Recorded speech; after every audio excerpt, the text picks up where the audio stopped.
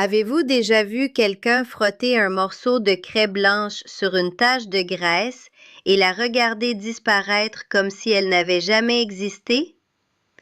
Êtes-vous déjà entré dans une pièce et trouvé votre grand-mère glissant un savon non emballé entre le matelas et le sommier, fredonnant pour elle-même comme si c'était la chose la plus naturelle du monde?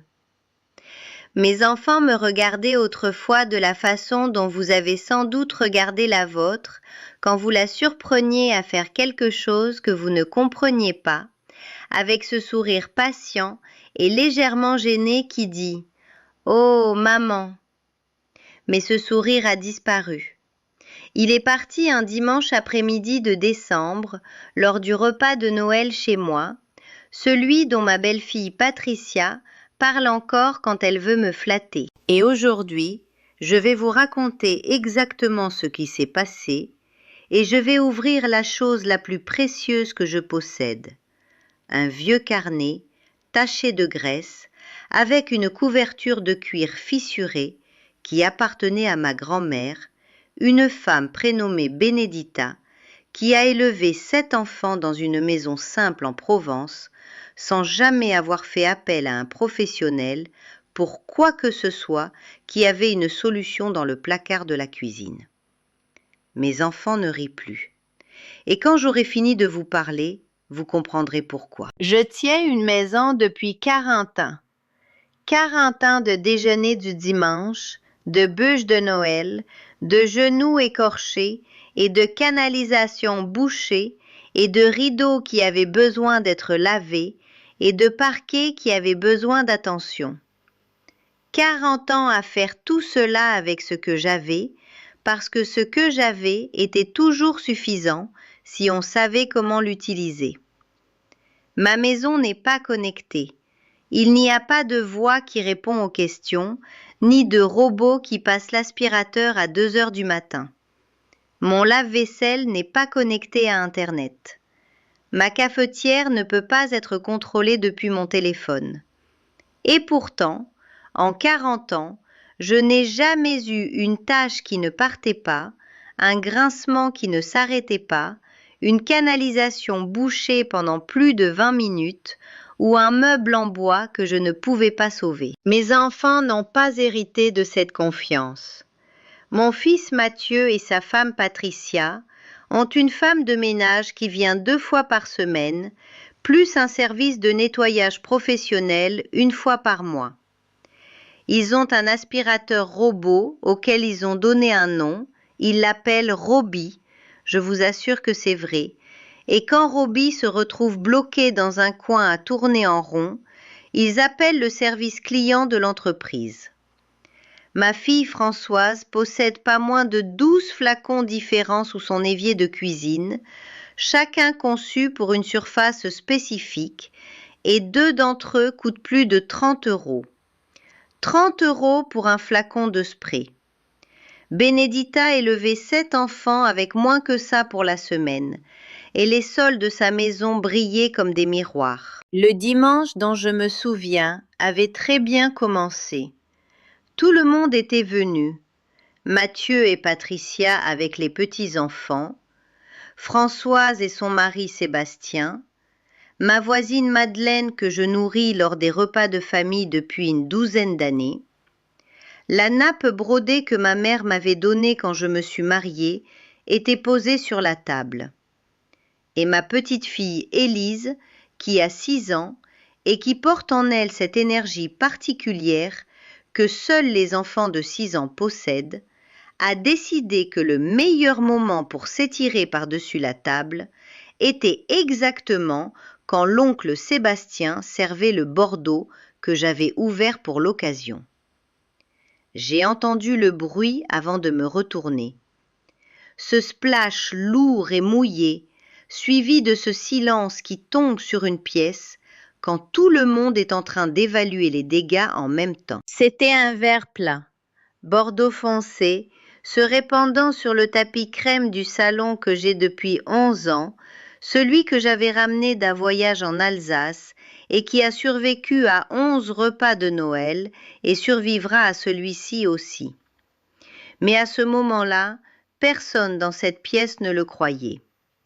Patricia a saisi son téléphone avant même que le vin ait fini de se répandre.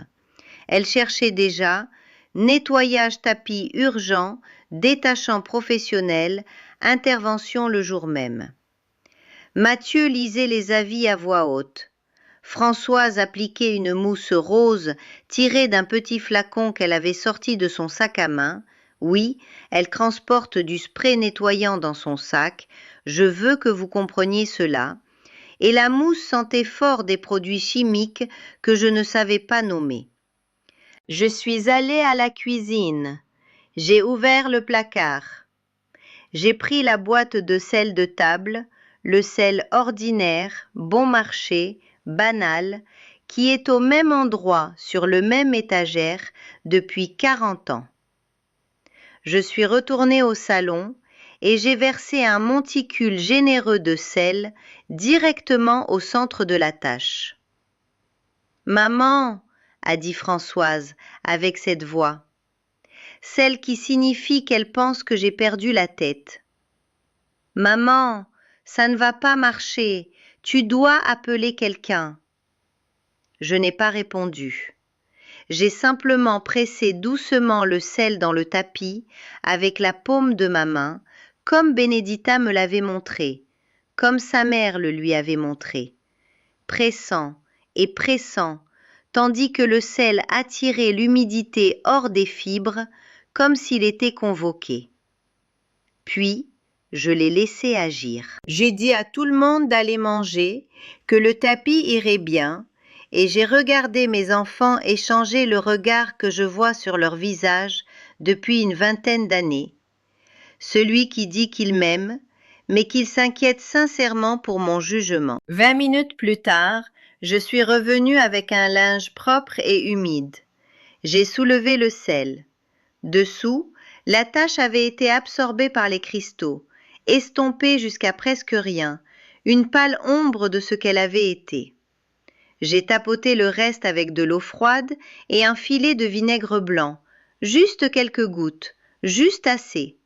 Et le tapis d'Alsace avait l'air exactement comme avant que le coude d'Élise ne rencontre ce verre de Bordeaux. La pièce était silencieuse. Ma petite fille a levé les yeux de son assiette et a dit « Mamie a nettoyé le tapis avec du sel ?» Et j'ai dit « Oui, mon cœur, du sel et de la patience. Ce sont les 2 produits d'entretien les plus puissants de cette maison. » Et ma fille m'a regardé fixement. Elle n'a pas dit un mot. Elle a remis le petit flacon bleu dans son sac. Plus tard ce soir-là, après que tout le monde était rentré et que la vaisselle était faite, elle est venue me trouver dans la cuisine. Elle m'a demandé comment je savais faire ça. Elle m'a demandé où je l'avais appris. Et je lui ai dit la vérité. Je ne l'ai pas inventé. Je ne l'ai pas découvert. Je m'en suis simplement souvenue. J'ai tendu le bras vers l'étagère haute au-dessus du réfrigérateur et j'ai descendu la chose que je veux vous montrer maintenant. Le carnet de la grand-mère Benedita. Il est vieux. La couverture de cuir est fissurée et tachée de quelque chose qui pourrait être du saindoux ou de l'huile d'olive, ou les deux. Les pages sont jaunies sur les bords, et l'écriture à l'intérieur est si petite et précise qu'on a besoin d'une bonne lumière pour la lire. Mais dans ce carnet, il n'y a pas que des recettes. C'est un manuel sur la façon de tenir une maison sans se ruiner. Ce sont 40 ans de son expérience écrits dans un code qui n'a de sens que si vous avez grandi en faisant ces choses, et il m'a fallu mes propres 40 ans pour comprendre pleinement chaque entrée. Cela fait longtemps que je réfléchis à ce que faire avec ce qu'il y a dans ce carnet. Je vois tant de jeunes familles aujourd'hui, des familles comme la vôtre peut-être, des familles comme celles que mes enfants construisent, dépenser l'argent qu'elles ont durement gagné en produits chimiques qui ne fonctionnent pas aussi bien que le sel, en services dont elles n'ont pas besoin, en gadgets qui se cassent et sont remplacés et se cassent encore. et cela me donne envie de faire quelque chose. Alors j'ai pris tout ce qui se trouve dans le carnet de Benedita, chaque astuce, chaque remède maison, chaque secret ménager, je l'ai organisé et je l'ai transformé en un petit livre numérique que vous pouvez lire sur votre téléphone, votre tablette ou imprimer et garder dans votre propre cuisine.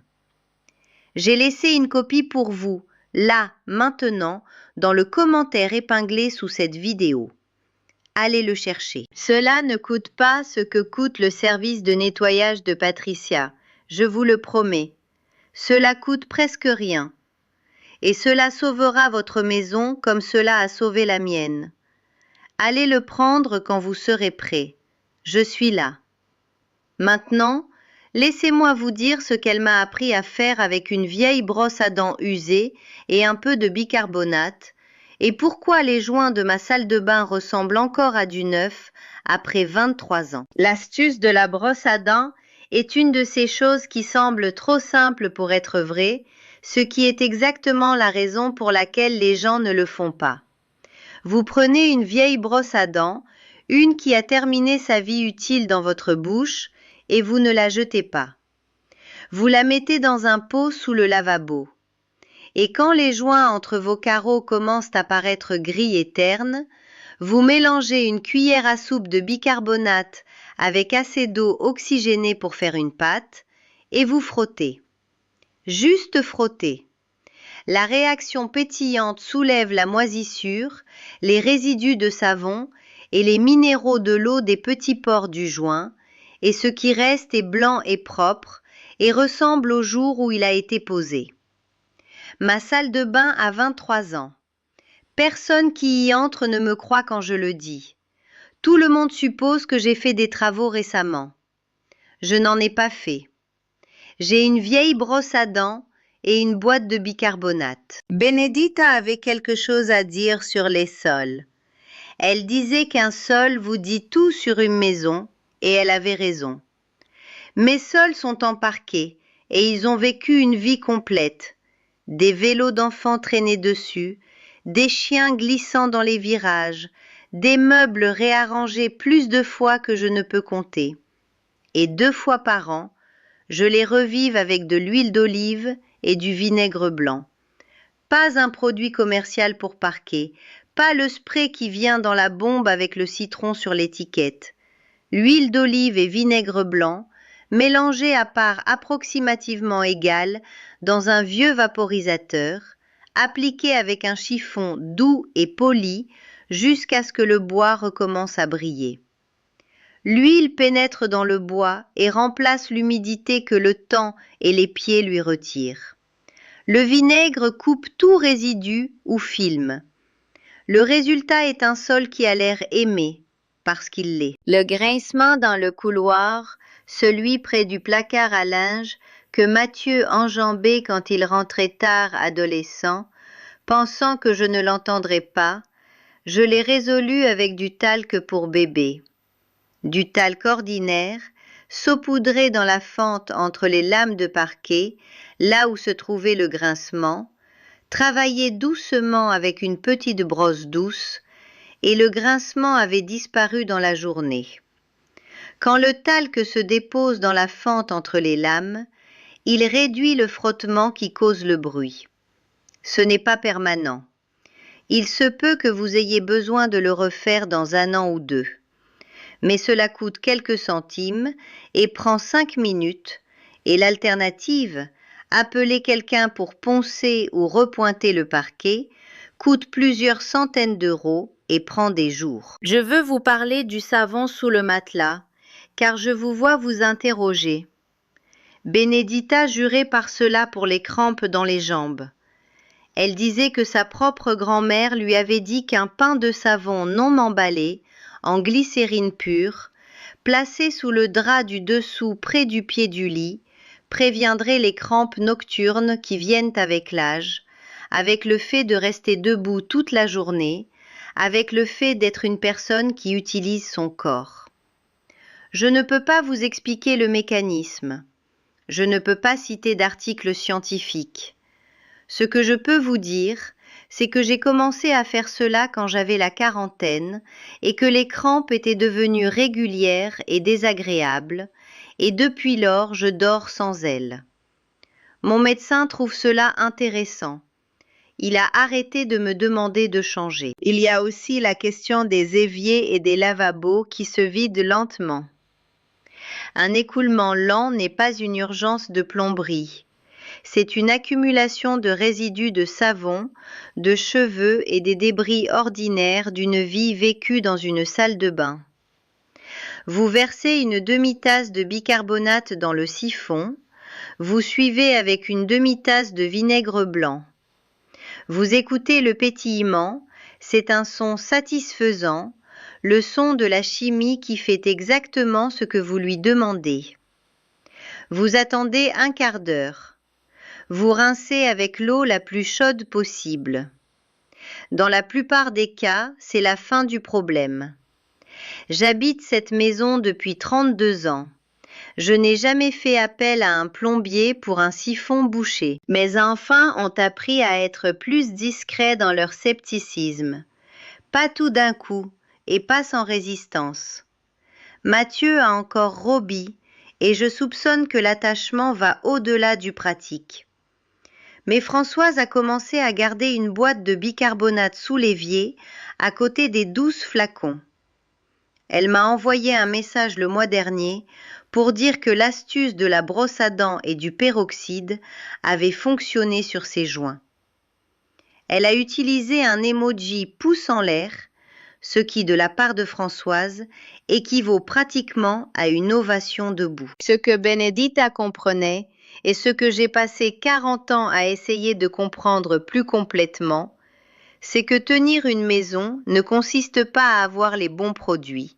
Ce n'est pas la question de l'outil le plus récent, ni du produit chimique le plus spécialisé, ni du service avec les meilleures évaluations sur Internet.